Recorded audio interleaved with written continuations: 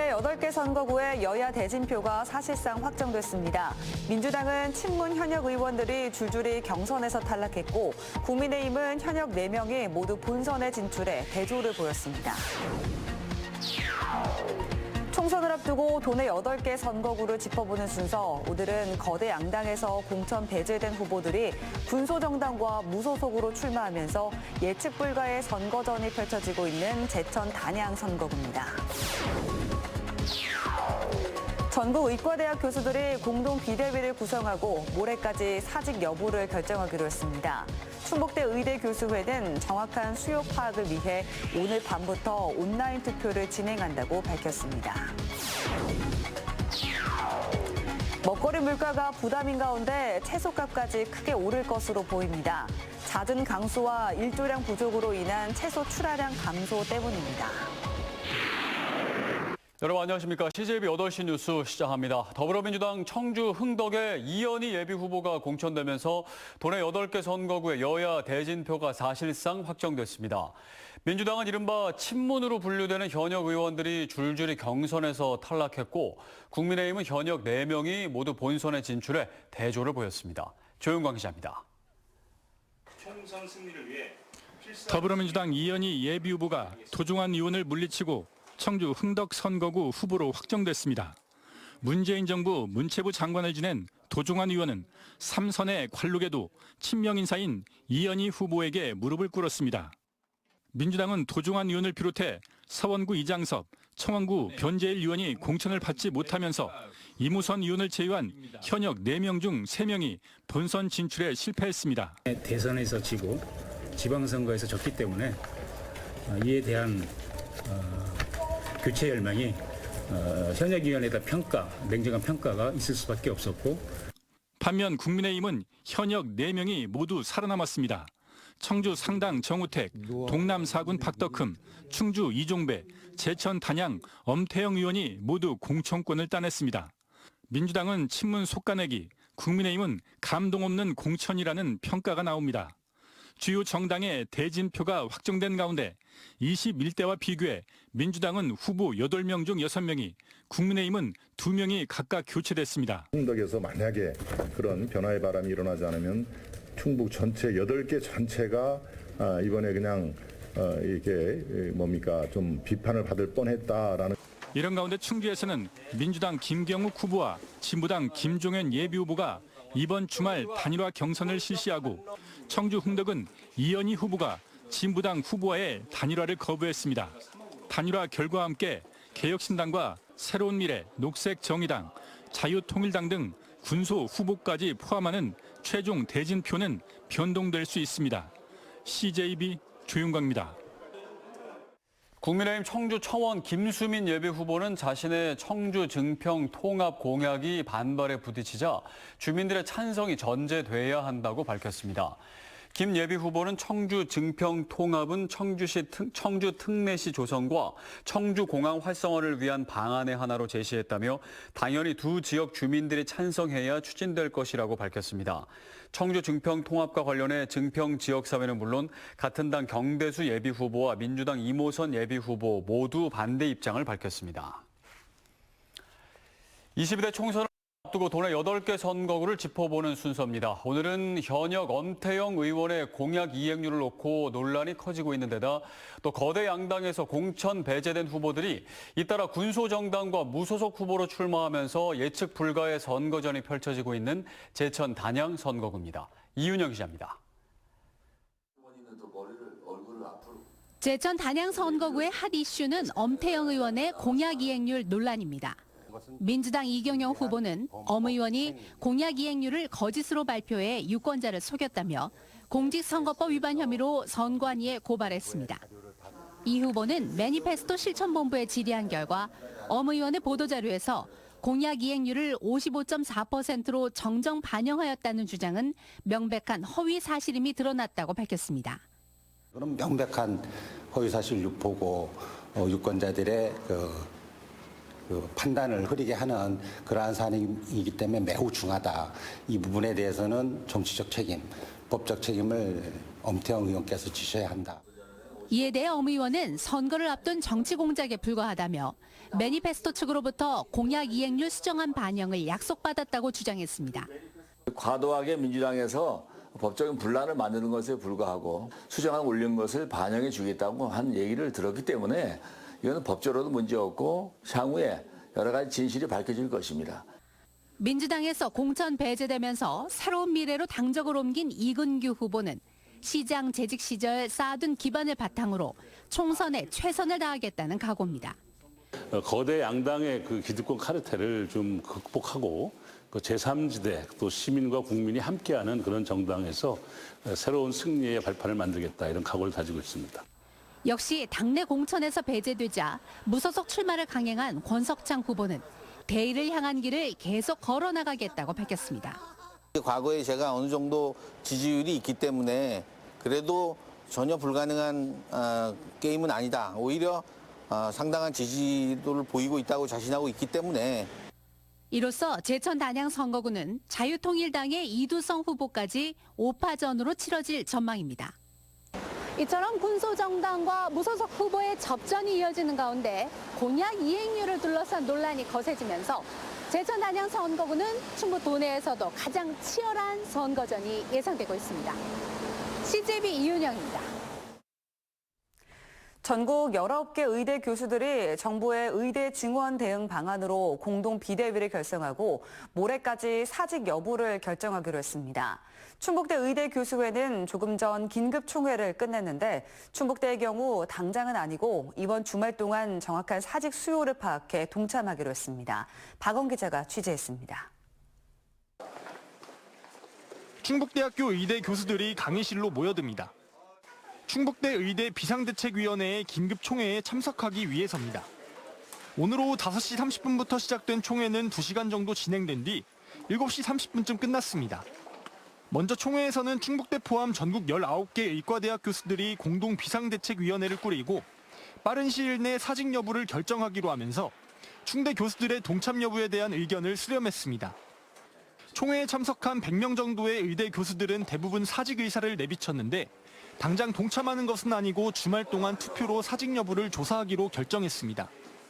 대상은 충북대 의대 교수 217명으로 정확한 수치가 나오면 공동 비대위에 전달해 전국 의과대학 교수들과 함께 집단 행동에 나설 것으로 보입니다.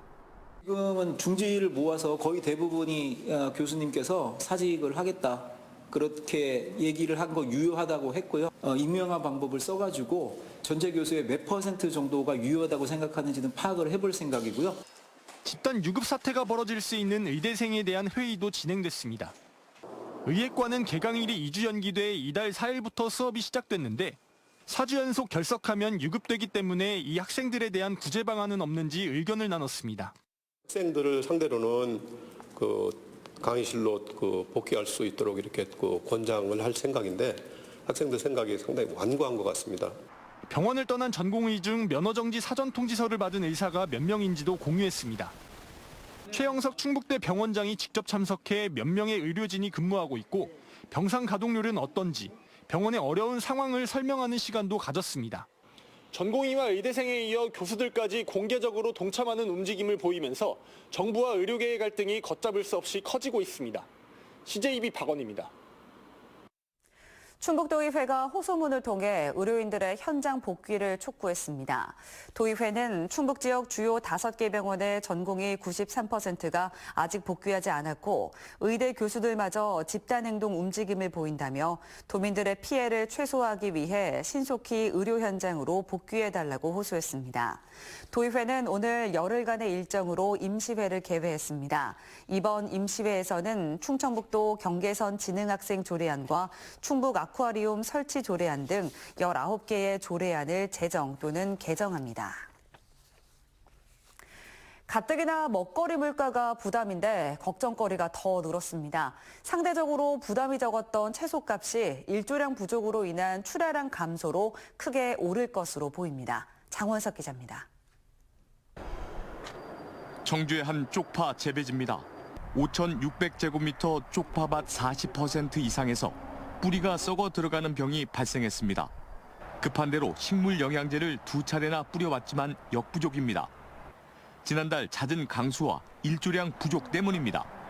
겨울에 워낙 비 오는 날수가 많고 그다음에 이제 일조량이 적다 보니까는 뿌리 썩은병이 좀 많이 발생이 좀 되고 있습니다. 지난달 충북지방의 강수 일수는 12.8일로 평년의 2배 수준이었으며 지난 1973년 관련 통계를 작성한 이래 역대 최고치입니다.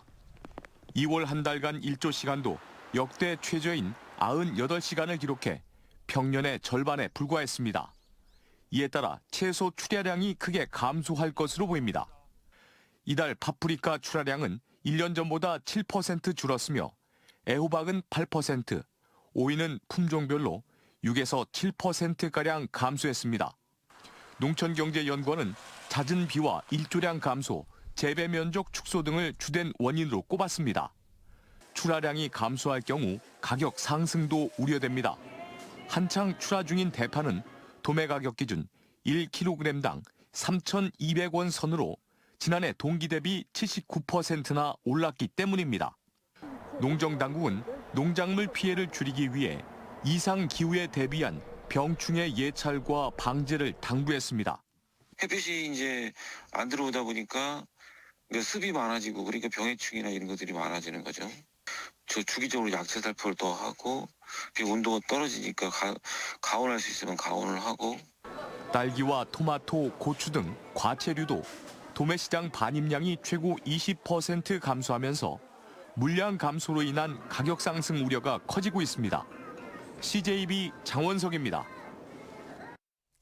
신입생을 맞은 대학교에서는 요즘 동아리 모집이 한창입니다.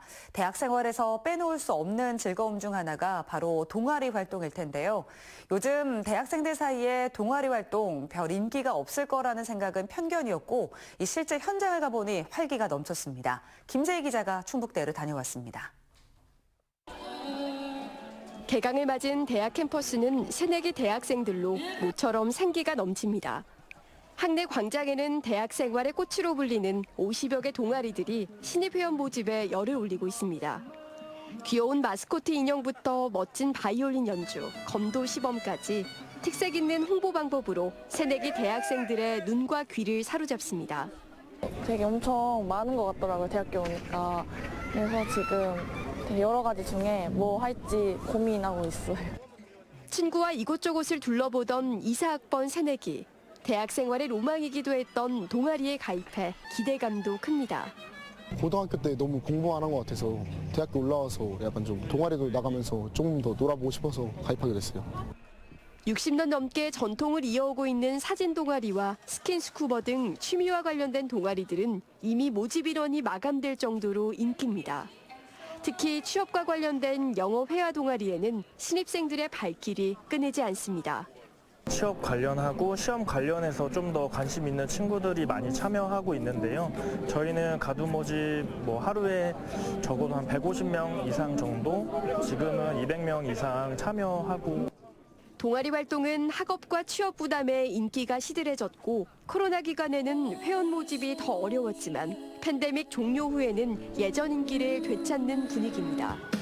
대학 캠퍼스는 붐과 함께 시작된 동아리 새내기 유치전으로 활기가 넘치고 있습니다. CJB 김세희입니다.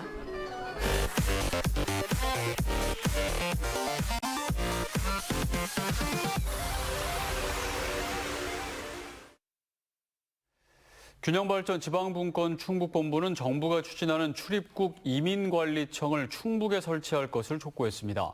균형발전 본부는 이민청 설립 취지를 고려할 때 수도권은 제외하는 것이 마땅하고 충북의 경우 접근성과 외국인 인구 비율, 중앙정부와의 업무 연계를 고려할 때 최적의 입지라고 강조했습니다. 이민청 설치는 인구 위기에 대응하고 범정부 차원의 효율적인 이민 정책을 추진하기 위한 것으로 법무부 외청으로 설립하는 정부조직법 개정안이 지난 2일 국회에 발의된 상태입니다. 충북교육청은 오늘부터 오는 29일까지 도내 초중고에서 실시되는 기초학력 진단 검사에 자체 개발한 학습 플랫폼인 다채움을 본격 활용한다고 밝혔습니다. 기초학력 진단 검사에 다채움을 활용하는 학교는 총 181개 학교로 학생들이 교육용 태블릿으로 다채움에 접속해 검사 문항을 확인하고 답안을 제출하는 방식으로 실시됩니다. 도교육청은 진단검사 후 다채움을 통해 학생의 학습 결손 영역과 수준에 따른 보정 문제를 제공하는 등 학생 맞춤형 학습 지원에 나설 계획입니다. 대한체육회가 2024년 지방체육 순회를 실시하고 있는 가운데 오늘 청주 상당구청에서 충북체육회와 11개 시군 체육회를 대상으로 간담회를 열었습니다. 이날 간담회에서 대한체육회는 지방체육회 운영비 지원 의무화 조례 재개정 현황 등 체육계 주요 현안을 설명했습니다.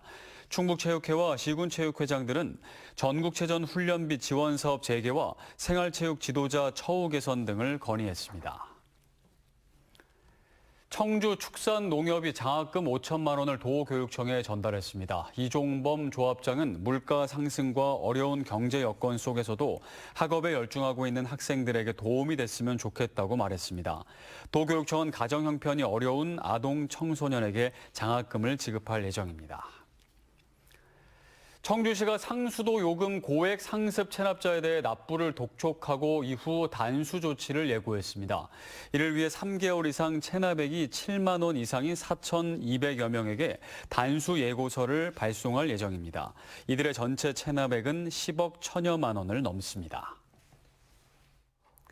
오늘 오전 11시 40분쯤 청주시 사직동의 한 주택 재개발 공사 현장에서 6.25 전쟁 때 미군이 사용하던 것으로 추정되던 항공탄이 발견됐습니다. 6m 깊이의 구덩이에서 발견된 포탄은 길이 150cm, 직경 40cm 크기의 항공탄으로 공군 폭발물 처리반은 뇌관을 해체한 뒤 수거했습니다. 지난 7일 해당 공사장에서 한 차례 같은 기종의 항공탄이 발견됨에 따라 경찰은 안전을 고려해 청주시에 공사 중단을 요청했습니다.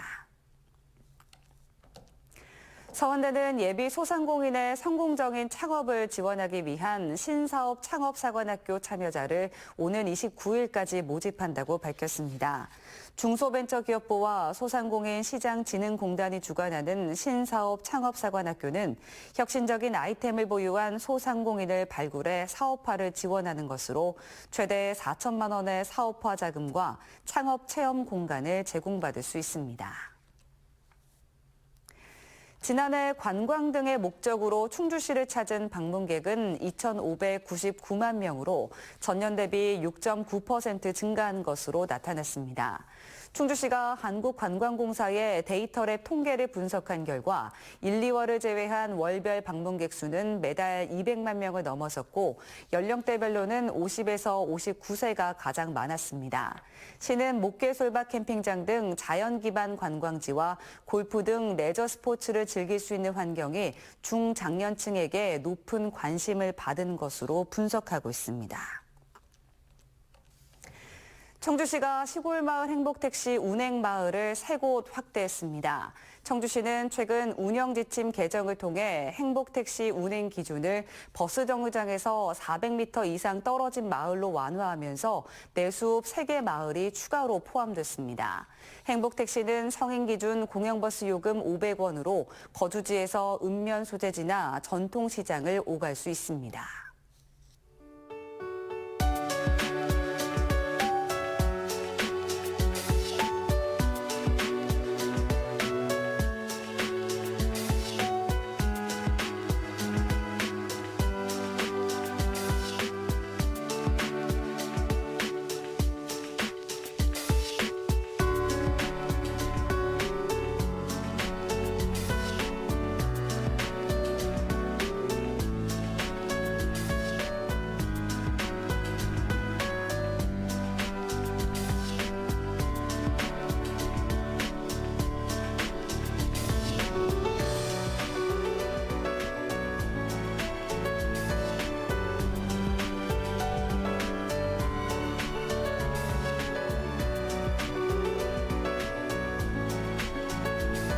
네, 전국 의대 교수들까지 집단 행동 움직임을 보이고 있어 긴장감이 최고조에 달하고 있습니다.